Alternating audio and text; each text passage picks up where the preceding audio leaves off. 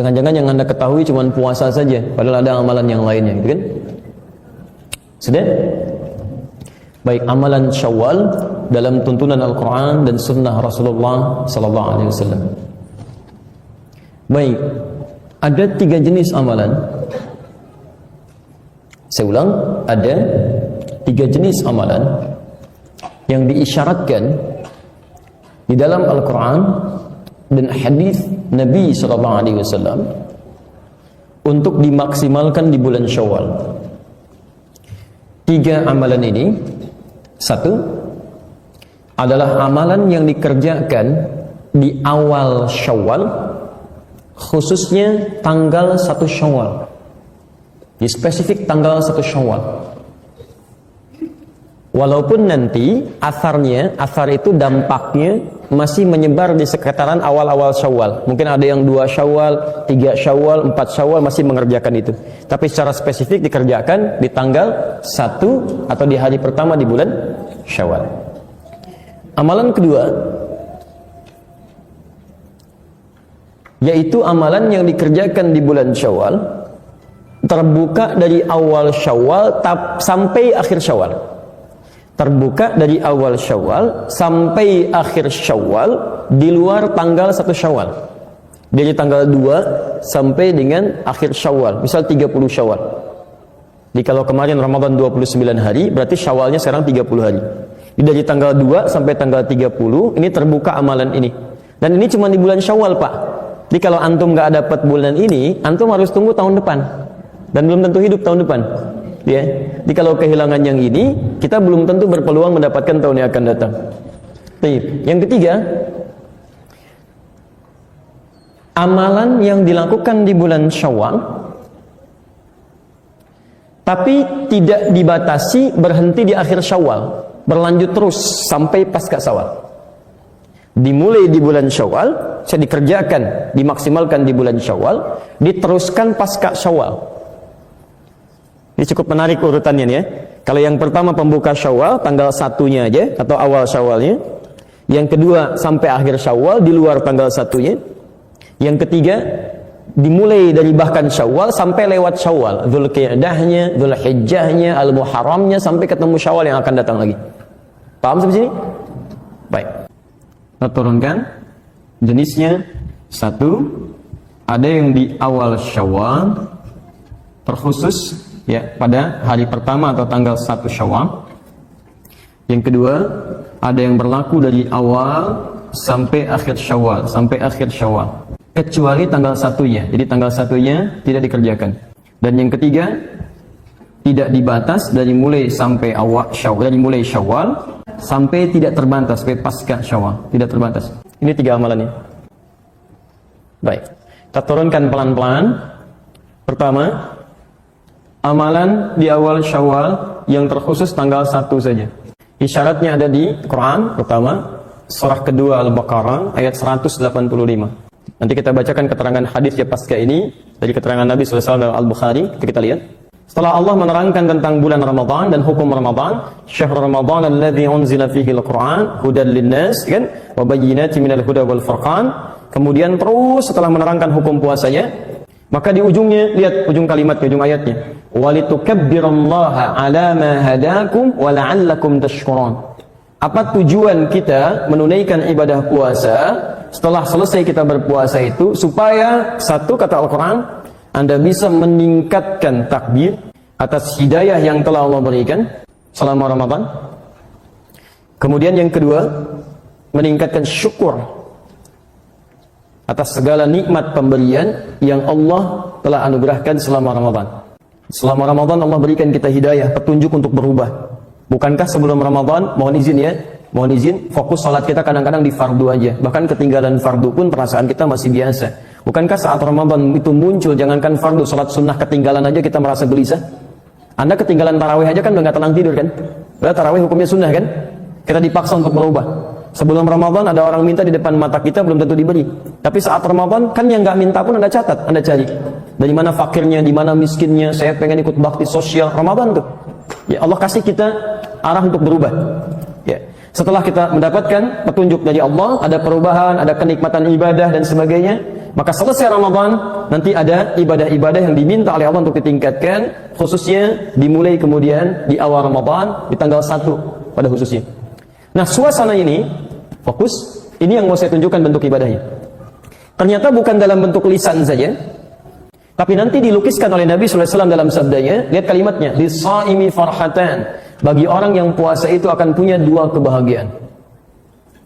Farhatun inda fitrihi. Lihat, farhatun inda fitri. Suasana ibadah ini disebut oleh hadis Nabi dengan istilah farhah. Farhatun, ibadah yang penuh dengan kebahagiaan. Inda fitrihi. Fitrun, kalimatnya fitrun. Hari pertama di bulan Syawal disebut dengan hari apa? Masih ingat? Oh, Lebaran apalagi. Baik. Coba lihat, hari pertama di bulan Syawal. Baik. Ibu bapak kalau selesai Ramadan kemudian merayakan apa? Tuh, kalau merayakan baru tahu. Idul Fitri itu kapan? 1 Syawal. Jadi 1 Syawal disebut apa? Idul Fitri. Id Fitri. Tanggal 1 Syawal disebut dengan Id Fitri. Kembali kepada fitri. Fitrun. Bukan kembali cari fitri, bukan. Lihat sini. Kembali kepada fitri. Apa tafsiran dari fitri? Hadis Nabi. Dari mana tafsiran hadis Nabi ini? Dari ayat Quran. Ini yang mau saya terangkan. Jangan-jangan selama 1 Syawal kemarin kita tidak bisa memaksimalkan petunjuk Nabi ini, yang hasilnya seharusnya kita teruskan sampai hari ini. Walaupun itu dimulai ibadahnya di tanggal 1-nya saja. Paham? Baik. Lis-shaimi farhatan. Bagi orang yang puasa itu punya dua kebahagiaan. Amalan pertama ini disebut oleh Nabi sebagai amalan yang menghasilkan bahagia. Jadi orang mengerjakannya bahagia. Ini agak unik nih. Satu-satunya ibadah kata Nabi yang saat dikerjakan itu orang semua bahagia. Hampir nggak ada yang mengeluh, bahagia. Sebagai contoh begini, tidak semua ibadah ketika dikerjakan suasana hati bahagia semua, tidak semuanya. Bapak kalau sholat bahagia nggak? Halo? Ibu kalau sholat bahagia nggak? Enggak, Masya Allah. Mau bilang bahagia takut salah, mau bilang enggak keterlaluan gitu kan? Baik. Tapi begini, biasanya kalau orang bahagia itu, jangankan ditunaikan, dengar informasinya aja sudah gembira. Antum dapat berita, anak antum lahiran, baru beritanya aja, belum pegang anaknya kan sudah gembira kan? Jadi umumnya bahagia itu ketika mendapat infonya, walau belum dikerjakan, itu sudah ada rasa kepada hati. Kalau orang sholat bahagia, panggilan sholat apa? Adzan, dengar adzan aja pasti bahagia. Allahu Akbar, Allahu Akbar. Ya, kok udah 2 lagi? Cepet amat ya. Nah, ini ada menunjukkan suasana hati yang berbeda gitu. Jelas ya? Ada suasana hati berbeda. Ini ada yang unik. Tapi yang ini kata Nabi, baik yang khusyuk ataupun yang tidak khusyuk, itu ikutan bahagia Pak. 1 Syawal ini. Jadi baik orang yang Ramadannya maksimal, yang tidak maksimal, pokoknya ketika sampai 1 Ramadan, itu sama ikut bahagia. Apa amalannya? Baik. Kata Nabi, farhatun inda fitrihi. Amalan yang pertama, kebahagiaan itu diraih ketika dia menemukan fitrinya. Ini. Apa tafsiran dari fitri, teman-teman sekalian, Bapak dan Ibu? Itu bisa dibagi kepada 3 amalan utama berdasarkan ayat dan hadis Nabi SAW. 3 tafsiran ini. Tafsiran pertama, 1, bisa diartikan dengan makanan. Makanan.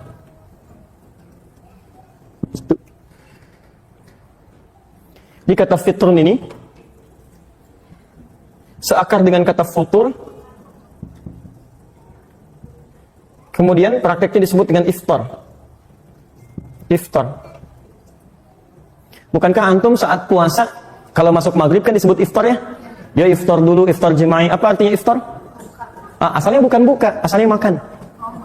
Gak pakai makan. Jadi makanan pertama kali yang dimakan, baik, makanan pertama kali yang dimakan, yang kita nikmati itu disebut dengan iftar. Ya jelas ya, makanya sarapan disebut futur dalam bahasa Arab. Karena itu yang pertama kita makan. Di saat Anda puasa, Anda tahan lapar dan haus, tidak makan minum dari sejak subuh, kan? Kemudian sampai maghrib Anda makan, pertama kali Anda makan itu yang disebut dengan iftar. Padahal belum tentu kemudian, mohon maaf ya, yang kita nikmati itu bisa macam-macam, belum tentu semuanya sama. Tapi poinnya, kenapa disebut dengan iftar? Ingin menunjukkan ada sesuatu yang dimakan atau dinikmati. Bisa makanan, bisa minuman. Jelas di sini? Jadi, kalau disebutkan iftar, senilai dengan kata futur, akarnya dari kata fitron. Jadi kalau disebutkan fitron, ini bisa berarti pertama, makanan atau minuman. Tepatnya jamuan lah, ya, hidangan. Hidangan yang dimakan atau diminum. Fokus, pelan-pelan. Saya beri pertanyaan singkat, sederhana saja. Bapak Ibu kalau sedang buka, senang nggak? Waktu puasa kemarin? Saking senangnya, jangankan saat makan, dengar azan aja udah gembira. Silakan cek. Ini menu teh manis gitu kan. Kemudian ada jus alpukat, ada kolang-kaling, ada kolak macam-macam. Allahu Akbar, baru takbir, aus hilang. Begitu diminum dhahabal dhama, tuh langsung hilang tuh, padahal baru satu tegukan. Ya, wabtalatul uruq, tenggorokan basah. Itu benar betul hadis Nabi itu. Begitu masuk teh manis baru seteguk, itu dhahabal dhama, haus langsung hilang, tiba-tiba kayaknya sudah nikmat aja. Makanya Nabi sebutkan suasana orang saat buka puasa itu begitu gembira. Jadi kalau Anda boleh makan dari maghrib saja, hanya sampai menjelang subuh begitu gembiranya, maka bagaimana kalau hidangan itu ditampilkan dalam bentuk seharian? Boleh makan dari subuhnya, makan sebelum subuhnya sampai isyanya. Dan menunya sangat lebih variatif lagi. Menu di hari pertama Syawal beda dengan menu saat kita buka di hari-hari Ramadan. Menunya lebih banyak lagi, bahkan yang nggak ada diada-adakan, bahkan terjadi banyak keanehan. Luarnya kongwan, isinya rangginang. Cuma di sini. Makanya disebut ini oleh Nabi SAW, ini puncak kebahagiaan. Di Anda hari-hari Ramadan saja sudah bahagia buka, apalagi ketika mendapatkan puncak ini, yang boleh makan sepuasnya, sekarang yang tadinya subuh mulai gak boleh makan, sekarang boleh makan, hidangan banyak dan sebagainya. Maka amalan ini disebut oleh Nabi SAW sebagai amalan puncak kebahagiaan. Saya mau tanya kepada Bapak Ibu, apakah harus orang khusyuk yang menikmati kebahagiaan untuk makan ini? Tidak. Mau yang khusyuk, mau yang tidak, mau yang puasanya belum dibayar, mau yang sudah sempurna semua, ketika masuk Idul Fitri pertama kali, ini pasti semuanya bahagia. Maka dari itu, amalan sunnah pertama, ketika masuk momentum di hari pertama Idul Fitri ini, di hari pertama bulan Syawal, ini amalan utamanya menampilkan kebahagiaan dalam bentuk bisa berbagi dengan sesama. Ini amalan pertama. Ini.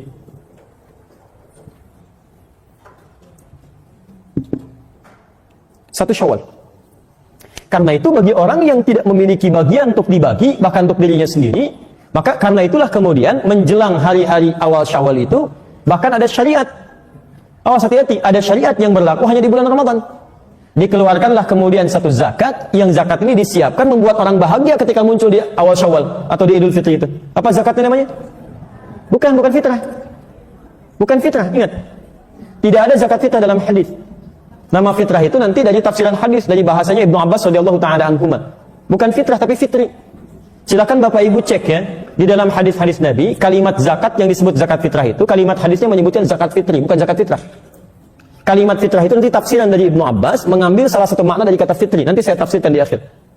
Bahasa Nabinya bukan fitrah, tapi fitri. Beda antara fitri dengan fitrah. Kalau fitri, itu jenisnya, materinya. Kalau fitrah, itu di antara maknanya. Kenapa disebut fitri dari kata makanan tadi?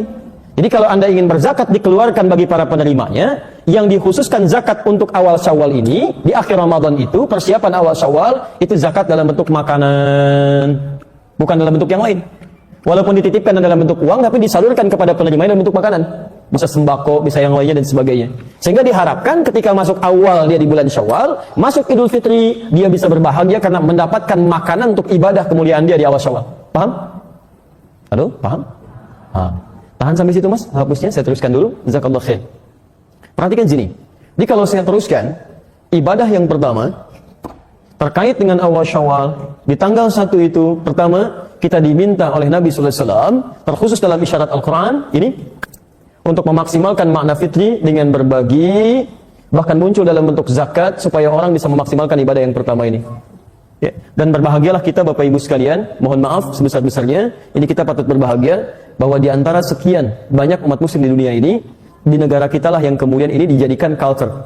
Ya, semacam sudah kebiasaan tradisi kita yang menghadirkan makanan, yang kemudian saling bersilaturahim dan sebagainya. Saya sarankan kepada Anda semua, ini yang luput di sini. Ketika Anda berbagi, mengunjungi orang bawa makanan, itu jangan diniatkan tradisi, rugi Anda. Niatkan untuk mengamalkan sunnah Nabi. Ini poinnya. Di tiap tahun kita buat makanan, barangkali cuma untuk dijadikan jamuan aja. Anda nggak niatkan dengan ini. Kalau Anda nggak niatkan ini, Anda nggak dapat bagian dari ibadahnya.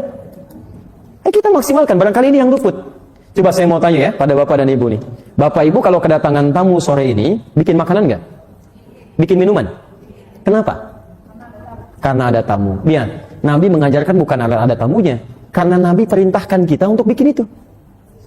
Jadi bagi orang beriman itu, lihat kalimatnya. Anda kalau belajar Al-Arba'in, An-Nawawiyah, hadis nomor 16, lihat kalimat Nabinya. Man kana yu'minu billahi wal yaumil akhir falyukrim dhaifah. Siapa yang merasa beriman pada hari Allah dan hari akhir, maka muliakan tamunya. Jadi saat kita menyambut tamu dengan makanan itu bukan karena tamunya mau datang, karena Allah perintahkan kita untuk bikin makanan. Kalau Allah nggak perintahkan, sekalipun dia datang serombongan, saya nggak akan bikin kalau Allah nggak perintahkan. Tapi karena Allah perintahkan saya bikin makanan, saya buatkan. Karena Nabi perintahkan saya hidangkan minuman, saya perintahkan. Jadi ketika kita mengerjakan berdasar perintah Allah, bukan cuma makanan yang dihidangkan, bukan cuma adab yang dihadirkan, tapi ada pahala yang dituliskan di situ. Saya beri contoh gini. Kalau Bapak Ibu misal, kedatangan tamu malam-malam jam 2. Assalamualaikum, Assalamualaikum. Dibuka nggak? Why? Susah juga. Baik, saya mau ambil level Nabi, Rasul. Ya, ini Nabi, Rasul. Saya ulang ya. Ini Nabi, Rasul. Kemudian, bukan cuma Nabi Rasul, dekat dengan Allah. Saking dekatnya punya gelar Khalilullah. Ya, punya gelar Khalilullah, yang sangat dekat dengan Allah. Bahkan dari keturunannya hampir semua jadi nabi, Pak. Istri pertamanya Sarah melahirkan nabi. Ya, jadi Ibrahim alaihissalam menikah dengan Sarah melahirkan Ishak. Dari Ishak turun Yakub, dari Yakub turun Yusuf. Sejaman dengan Yusuf, familinya ada Nabi Zakaria. Nabi Zakaria dari sepupunya Imran. Imran menikah dengan Hannah, turun Maryam. Maryam lahir Isa. Sisi yang lainnya lagi, nanti ada Musa, ada Daud, ada Sulaiman, dan seterusnya. Menikah dengan Hajar. Sebelum lahirnya Ishak, lahir Ismail. Dari rahim Hajar alaihissalam. Dari Ismail muncul Nabi Muhammad SAW. Kalau anda urut, ketemu sampai ke Nabi Ismail. Muhammad bin Abdullah, bin Abdul Muttalib, bin Hashim, bin Abdul Manaf, bin Qusay, bin Murrah, bin Kilab, bin Ka'ab, bin Ghalib, bin Fihir, bin Malik, bin Nadar, bin Kinana, bin Khuzaimah, bin Mudrika, bin Ilyas alaihissalam, bin Nizar, bin Mudar, bin Ma'ad, bin Adnan, bin Adi, bin Andri, bin Muqawwam, bin Nahur, bin Tariq, bin Ya'ruf, bin Yasjub, bin Nabit, bin Ismail alaihissalam, bin Ibrahim alaihissalam. Saya ingin katakan, ada seorang Nabi, seorang Rasul, dekat dengan Allah, surganya jelas, anak-anaknya hampir semuanya Nabi dan Rasul. Begitu kedatangan tamu malam-malam, diterima oleh beliau. Antum Nabi bukan, Rasul bukan, belum tentu dekat dengan Allah, keluarganya nggak semua jadi Nabi, kedatangan tamu malam-malam, Masya Allah. Nabi Ibrahim yang jelas surganya, diterima. Antum yang belum jelas, pasti mau menerima. Baik, saya mau kasih ilustrasi begini. Yang saya maksudkan begini. Yang saya maksudkan, karena ini perintah Allah. Kalau sudah perintah Allah, jangankan kita, Nabi aja ngerjakan. Quran surah 51, ayat 24. Sampai ayat 30-nya. Posisi paling kanan sebelah bawah. Lihat, saya bacakan ayatnya. Hal ataka hadithu dhaifi Ibrahim al-mukramin. Pernahkah Anda dengar kisah tentang Nabi Ibrahim yang kedatangan tamu malam-malam? Tapi dimuliakan. Idh dakhalu alaihi faqalu salama. Tiba-tiba masuk malam-malam, kalau kita ilustrasikan bukan tamu biasa, bukan 1-2 orang, agak banyak. Taruhlah rambutnya agak panjang, jubahnya putih gitu kan. Tengah malam. Idh dakhalu alaihi, datang kepada beliau, faqalu salama. Mereka mengucapkan assalamualaikum, assalamualaikum. Antum taruhlah berani kan? Ada yang mengucapkan malam-malam jam 2 tuh. Assalamualaikum, Assalamualaikum, Masya Allah. Dijawab tidak? Oh jangan, salah kalau nggak dijawab. Dosa. Sebab mengucapkan salam hukumnya sunnah, menjawab hukumnya wajib. Quran surah keempat, ayat 86. Wa idha hayyitum bitahiyyatin fahayyu bi ahsana minha. Kalau ada orang mengucapkan salam, maka jawab. Hukum menjawabnya wajib dengan yang lebih baik. Jadi kalaupun antum belum buka, minimal antum jawab. Assalamualaikum, Waalaikumsalam, Assalamualaikum, Waalaikumsalam, kan? Masya Allah. Ini begitu dibuka, Bu, Pak. Allahu Akbar. Qaumun munkarun. Ini orang asing. Saya tidak kenal. Kalau orang asing berarti capek, bukan orang sini. Telah menempuh perjalanan panjang. Perhatikan, saya ingin tunjukkan bagaimana seorang Nabi Ibrahim ini begitu sangat dekat dengan Allah sampai memuliakan tamunya luar biasa.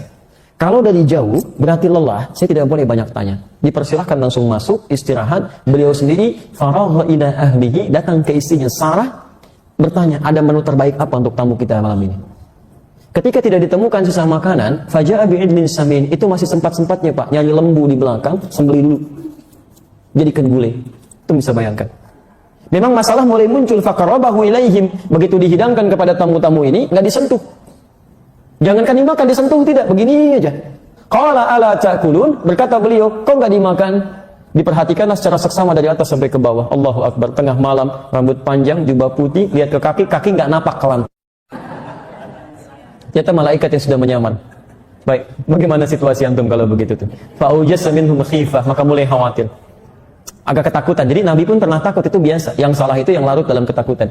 Ya qalu la takhaf wa basyaruhu bi ghulamin alim. Ini saya mau kasih rahasia di sini. Ini puncaknya. Lalu mereka berkata, kamu enggak usah takut. Selama kita dekat dengan Allah, mengerjakan sesuatu karena Allah, maka Allah akan berikan ketenangan saat kita hadir dalam ketakutan. Tapi yang paling hebat, ketika Anda bisa memuliakan tamu karena Allah, sekalipun dia tidak mengharapkannya, maka Allah akan balas Anda dengan sesuatu yang luar biasa. Lihat kalimatnya. Bukankah tadi Nabi Ibrahim tinggal di rumah siapa? Coba cek. Sarah. Sarah punya anak atau tidak? Punya. Siapa nama anaknya? Ishak. Dalam posisi tadi, beliau belum mendapatkan keturunan. Sarah itu divonis, mohon maaf ibu, mohon maaf, divonis monofos, divonis mandul. Tidak mungkin punya keturunan secara medis dan klinis. Begitu Nabi Ibrahim mengamalkan amalan tadi, lihat, memuliakan tamu, dilakukan karena Allah, tiba-tiba tamu itu mengatakan, "Wabasyaruhu bighulamin alim." Allah balas kebaikan Anda dengan memberikan kabar, Anda akan punya anak dari Sarah, anak yang sangat cerdas. Istrinya kaget dengar itu dari belakang. Fa'aqbalat imra'atuhu fi sarratin fasakkat wajhaha wa qalat ajuzun aqim. Istrinya yang mendengar tadi tiba-tiba kaget histeris, memukul pipinya, mengatakan, "Apa yang seperti ini masih punya keturunan?" Qalu kadzalika qala rabbuk. Kemudian mereka berkata, ini ketetapan Allah. Innahu huwal hakimul alim. Kalau Allah sudah tetapkan, itu yang paling bijak, yang Allah sangat mengetahui. Teman-teman, barangkali antum ketika menjamu orang lain, memberikan makanan sekecil apapun, ketika Anda niatkan karena Allah, mungkin itu wasilah bagi Anda untuk mengabulkan doa-doa Anda. Ketika Anda niatkan sebagai ibadah. Ini tidak ada ruginya ketika Anda menjamu orang lain, niatkan bagian dari ibadah. Jangan-jangan cuman bikin, diminum pulang. Kalau cuman seperti itu, jangankan antum, non-muslim pun bisa mengerjakan itu.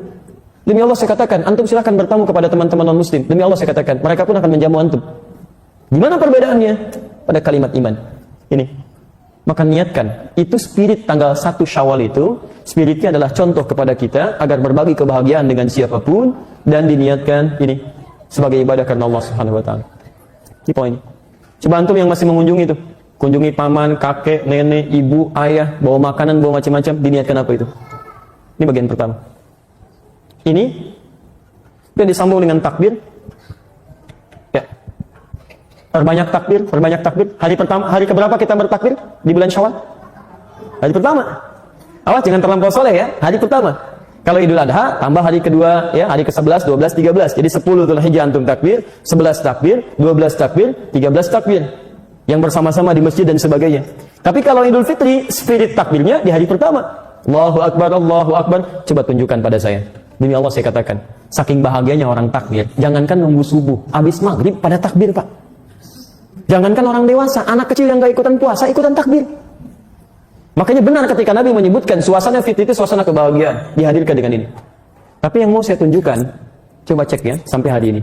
Tadi kan saya katakan, ini amalan di hari pertama, tapi akarnya, dampaknya terus melewati waktu-waktu pasca hari pertama, kedua, dan seterusnya. Sekarang perhatikan, mohon izin, fokus. Takbir ini disebutkan oleh Quran, ana ma hadakum, setelah Allah memberikan hidayah untuk kita berubah. Jadi ketika Anda mengatakan Allahu Akbar, itu kalimat di lisan, komitmen supaya Anda bisa berubah. Jadi lebih baik. Jadi kalau lisan Anda mengatakan Allahu Akbar, Allah, tapi Anda nggak mau berubah pasca Ramadan, Anda butuh kalimat apa lagi? Fir'aun saja nggak sanggup mengucapkan Allahu Akbar, padahal Allah kirimkan 2 nabi. Sekarang Anda, Nabi Muhammad cuma 1 sudah meninggal, lisan Anda digerakkan mengucapkan kalimat takbir. Anda bisa mengucapkan, tapi Anda nggak mau berubah. Anda perlu dikasih apa lagi? Coba cek Fir'aun. Ya, Quran surah ke-20. Ayat ke-43 sampai 44. Ini makhluk paling buruk, paling zalim. Mengaku Tuhan, ana rabbukumul a'la. Hobinya sembelih bayi, Bu. Quran surah kedua ayat 49. Bukan sembelih biasa. Yudzabbihuna abna'akum, kalau ada perempuan mengandung ditunggui sampai lahiran, nanti yang masih darah itu kalau laki-laki langsung dibanting ke bawah, langsung digorok begini. Disembelih itu ada 2 dalam bahasa Arab, Pak. Ada nahara, ada zabaha. Inna a'tainakal kautsar, fasholli li rabbika. Nah, nahara itu sembelih unta yang tidak dijatuhkan. Jadi kalau antum sembelih unta itu enggak dijatuhkan dulu, langsung disembelih dalam berdirinya. Kalau yang pakai golok besar langsung begini, kalau yang kecil ditempel sedikit, cari nadinya langsung dipotong begini, disembelih. Tapi kalau dzabaha, nggak pakai tasydid, dzabaha, itu artinya disembelih dengan dijatuhkan dulu. Makanya kambing, sapi, kerbau, ayam dan sejenisnya itu dijatuhkan dengan cara yang baik baru disembelih. Kalau tidak pakai tasydid, dzabaha, berarti sekali sembelihan.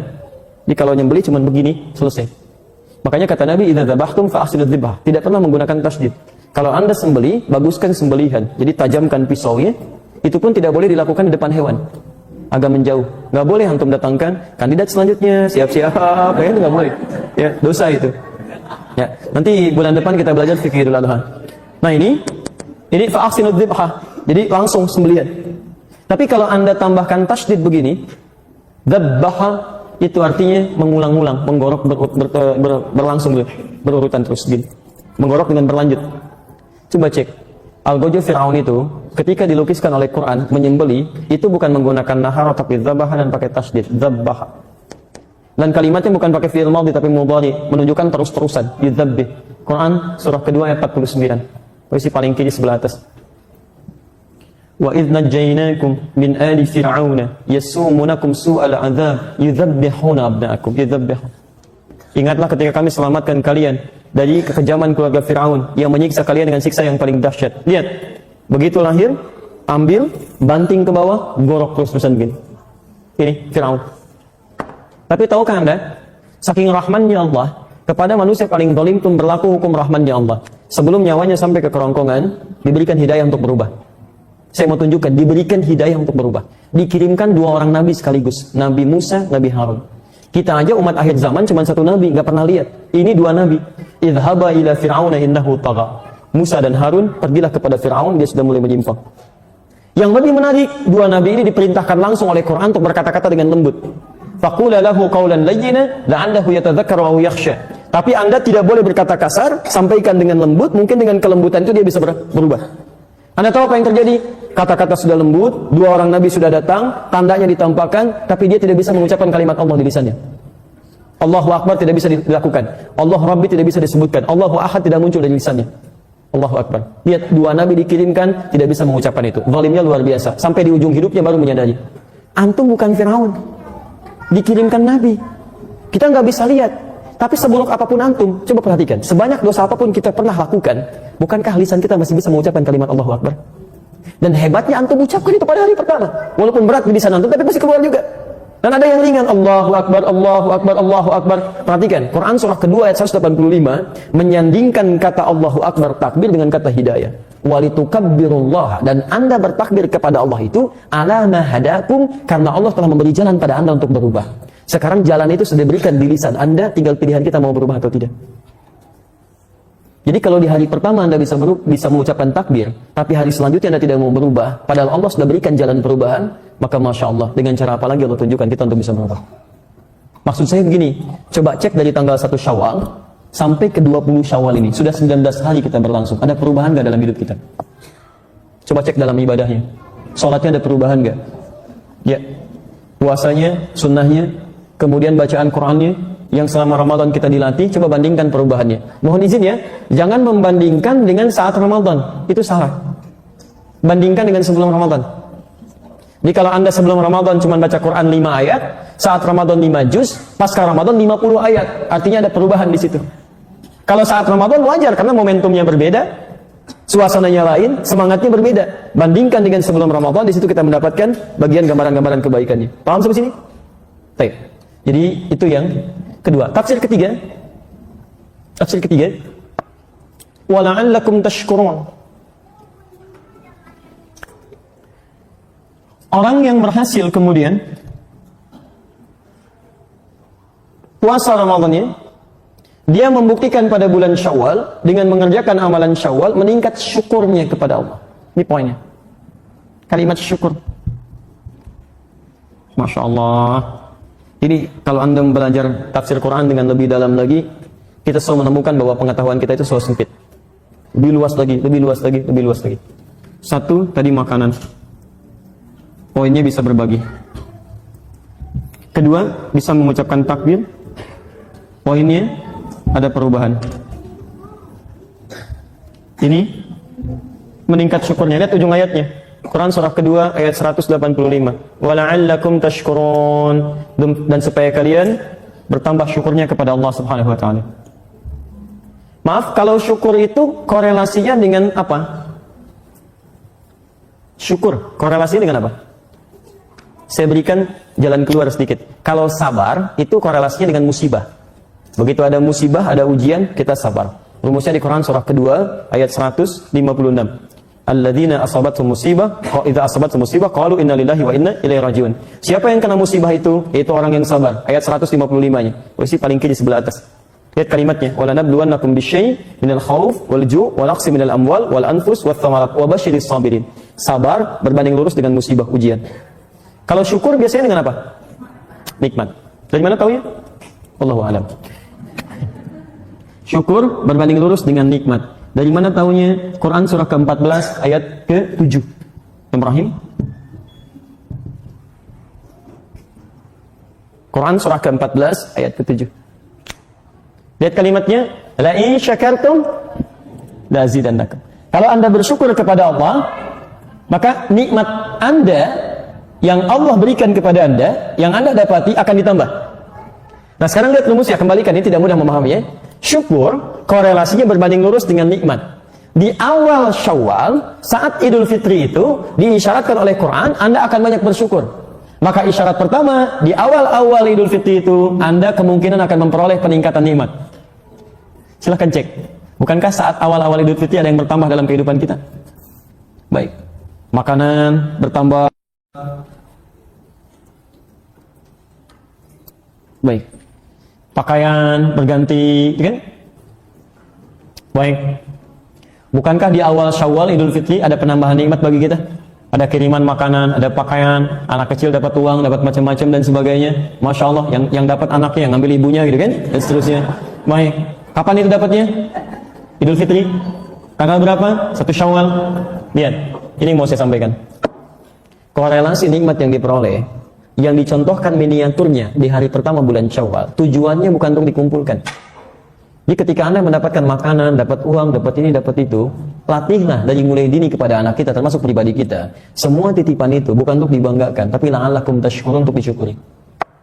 Dan persoalannya, ternyata bentuk syukur itu tidak hanya terukur dalam kalimat Alhamdulillah. Dapat ini, Alhamdulillah. Dapat ini, Alhamdulillah. Bukan itu poinnya. Tidak pernah disebutkan syukur dalam kalimat-kalimat fiqih, kecuali menunjuk kepada, ini poinnya, ungkapan kebahagiaan atas nikmat yang diperoleh, ungkapan kebahagiaan atas nikmat yang diperoleh. Fokus betul ya. Dengan cara menggunakan nikmat dimaksud sesuai dengan ketentuan yang Allah tetapkan. Ungkapan kebahagiaan atas nikmat yang diperoleh dengan cara menggunakan nikmat dimaksud sesuai dengan ketentuan yang Allah tetapkan. Itu yang dimaksud dengan syukur. Pada awal Syawal, Idul Fitri, kita bahagia, senang, karena umumnya mendapatkan penambahan nikmat. Nikmat dikunjungi, nikmat mendapatkan makanan, nikmat mendapatkan materi. Tapi pelajaran besarnya, kata Al-Quran, semua nikmat itu bukan untuk dikumpulkan, tapi untuk menjadi takaran bagi setiap nikmat yang Allah titipkan kepada kita, sejauh mana kita menggunakan nikmat itu pada ketentuan yang telah Allah berikan. Lihat aplikasinya. 1. Saya nggak mau jauh-jauh dulu ya. Saya belum mau ke harta, belum mau ke pakaian, belum mau ke perangkat kehidupan kita. Perhatikan, nikmat kesehatan, nikmat tidak? Nikmat. Mata yang sehat, itu nikmat. Lisan yang sehat, itu nikmat. Sampai ke ujung kaki. Pernahkah kita melihat sisi penjelasan dalam Al-Quran bahwa orang syukur dengan nikmat kesehatan dirinya adalah ketika perangkat tubuhnya digunakan pada sesuai dengan ketentuan Allah? Coba cek lagi. Jangan-jangan selama ini mata kita tidak pernah digunakan sesuai ketentuan Allah. Sering saya ulang kalimat-kalimat ini. Orang beriman itu beda dengan yang belum ada iman dalam dirinya. Orang beriman itu ketika dia lihat di Quran, demi Allah saya katakan, semua ayat terkait dengan kondisi tubuh kita dan fungsi alat tubuh kita, itu umumnya dimulai dengan kalimat iman. Umumnya. Mata. Saya seringkali ungkapan ini. Quran surah ke-24. Ayat 30 untuk ikhwan laki-laki, ayat 31 untuk yang akhwat perempuan. Ketika menyebutkan mata, bukan untuk melihat. Qul lil mu'minina yaghuddu min absarihim. Katakan pada pria yang punya iman. Imannya dulu disebutkan. Kalau yang gak beriman, itu urusan dia. Tapi bagi yang beriman, ini ada aturan. Yaghuddu min absarihim. Syukuri nikmat matamu, gunakan pada yang benar menurut Allah. Yang baik-baik lihat, yang tidak baik palingkan. Maka muncul istilah ghaddul basar dari Quran. Memalingkan pandangan dari apa yang tidak Allah ridhai. Saya mau tanya pada antum, selama ini jangan ukur dulu dengan uang, jangan ukur dengan materi dan sebagainya. Allah kasih mata kepada kita, berapa kali kita mensyukurnya dalam sehari? Dan berapa kali kita mengistighfari fungsi mata yang pernah kita gunakan pada yang tidak tepat? Nabi aja sehari bisa 100 kali istighfar. Coba cek, jangan-jangan antum mau kesini pun salah lihat. Yang gak boleh dilihat, dilihat juga. Ada aurat terbuka, ada gambar gak boleh dilihat, itu satu. Lisan, apa fungsi lisan? Mulut. Bicara yang baik-baik, tapi ketika menyebutkan fungsinya, Nabi menyebutkan fungsi iman dulu. Silakan cek, lihat hadisnya. Man kana yu'minu billahi wal yaumil akhir. Siapa yang merasa beriman kepada Allah dan hari akhir. Ketentuan ini hanya bagi orang yang punya iman. Kalau Anda merasa tidak punya iman, silakan, gak usah dipakai. Tapi kalau Anda merasa punya iman tidak mengerjakan ini, ada yang salah dalam iman Anda. Ya, lihat kalimatnya. Faliyakul khairan aw liyasmut. Dia hanya boleh berkata yang baik. Kalau tidak bisa, dia diam. Enggak ada pilihan ketiga. Di orang beriman itu mustahil mengucapkan kalimat kotor, mustahil. Jadi kalau ada orang beriman mengatakan kata-kata yang kotor, ada yang salah dalam imannya. Dia kalau nggak bisa dia akan diam. Penuh dengan zikir, kalimatnya zikir, kalimatnya istighfar, kalimatnya subhanallah, tasbih, tahmid. Malaikat saja, malaikat itu masya Allah tidak sanggup berkata kotor, tidak sanggup berkata kotor. Ya, masa bagaimana kita dengan yang bukan malaikat diperintahkan oleh Allah tapi keluar kalimat-kalimat yang tidak menyenangkan. Ini mohon izin ya, mohon izin kembalikan lagi, coba cek. Kalau Anda merasa ingin mensyukuri nikmat dari Allah, maka cek lagi tubuh kita dulu sebelum pada yang lain, sampai ke ujung kaki. Makanya saking bersihnya lisan kita ini, gak boleh berkata yang kotor. Saking gak bolehnya, karena lisan kita bersih. Dilarang untuk mencela. Kalimat celaan dibuka dengan kalimat iman. Ya ayyuhalladzina amanu la yaskhar qaumin min qaum. Hai orang-orang beriman, jangan saling mencela satu dengan yang lainnya. Jadi kalau ada orang mudah mencela orang lain, sementara dia mengaku beriman, ada yang salah dalam imannya. Kalau orang nggak beriman mencela, dia nggak punya iman. Tapi kalau antum beriman mencela, ada yang salah dalam imannya. Pada yang tidak dibenarkan untuk dicela, pada yang tidak dibenarkan untuk dicela. Dusta, wailul lil mukadzibin, celaka bagi para pendusta. Masuk ke tanggan, lihat wailul lil mutaffifin, celaka orang-orang curang. As-sariq was-sariqatu faqtu aydiyahuma. Para pencuri itu potong tangannya, saking mulianya nggak boleh berbuat yang kasar. Daripada kotor lebih baik nggak punya tangan sama sekali. Coba cek. Saya selalu katakan begini, mata kita aja mungkin belum maksimal. Ada orangnya buta, usia 4 tahun, menghafal Quran sampai hafal. Antum dikasih 40 tahun mata sehat, untuk baca aja belum punya waktu. Antum butuh berapa tahun lagi? Ada anak-anak usia 5 tahun bisa berkata yang baik-baik. Antum dikasih 50 tahun masih keluar kalimat yang kotor. Antum butuh berapa tahun lagi untuk bisa berkata yang baik? Dan selalu ada kesempatan untuk berubah gitu kan. Kalau Allah sudah keluarkan kalimat takbir di lisan kita, Allahu Akbar, itu belum membimbing Anda untuk berkata yang baik, Anda butuh kalimat apa lagi gitu. Sampai ke ujung kaki, semua sampai ke ujung kaki. Quran surah ke-25 ayat 63. Wa ibadur rahmanil ladzina yamshuna 'alal ardi hauna. Hamba Allah yang penyayang itu. Kalau Anda mengaku hamba Allah, itu jalannya tawadhu. Itu kalimatnya tegas itu. Jadi kalau ada orang sombong, maaf, yamshun itu bisa dengan kaki, bisa dengan perangkat. Kalau dulu pakai kuda, sekarang kudanya rubah jadi Ferrari gitu kan? Kijangnya rubah jadi Innova gitu kan? Dan sebagainya. Jadi ada orang yang jalannya memang biasa, tapi kalau sudah masuk mobil sombongnya luar biasa, bisa. Jelas ya? Maka coba cek. Kalau kita sedang dalam perangkat diri kita belum bisa mengarahkan pada yang baik, maka ini amalan Syawal kita belum maksimal. Jelas di sini? Itu baru tubuh kita, belum pakaian, belum harta. Ada orang sepeda aja nggak punya, jarak ke masjid 5 kilo, jalan kaki ke masjid Pak. Antum cuma 5 meter masjid dengan rumah begini. Sepeda ada, motor ada, mobil banyak bahkan. Dan hebatnya lagi, naik masjid ngarah ke rumah antum begini. Antum belum kedengaran juga dan belum mau melangkah juga. Antum butuh apa lagi supaya mau ke masjid? Nah, ini poinnya. Jadi, amalan yang pertama, spirit jadi tanggal 1 itu adalah menunjukkan satu adanya perubahan. Ya, pada diri seorang muslim, dia bahagia ketika masuk tanggal 1 Syawal, bukan bahagia karena puasanya selesai. Ya, nggak ada sahabat bahagia karena puasa selesai. Semua sahabat itu setelah puasa selesai justru menangis, menantikan setiap hari itu bisa Ramadan semuanya. Nggak ada yang bahagia. So, kebahagiaan itu ketika mereka mendapatkan nilai-nilai tadi. Bahagia ketika disebut oleh Nabi bisa berbagi. Bahagia karena mendapatkan petunjuk untuk berubah. Bahagia karena mulai bisa mensyukuri apa yang telah Allah titipkan. Coba cek, jangan-jangan kita bahagianya semuanya. Cuma dengan pakaiannya, cuma dengan makanannya, cuma dengan segalanya. Tapi tidak tampak perubahan dalam diri kita. Maka apa yang kita banggakan di hadapan Allah?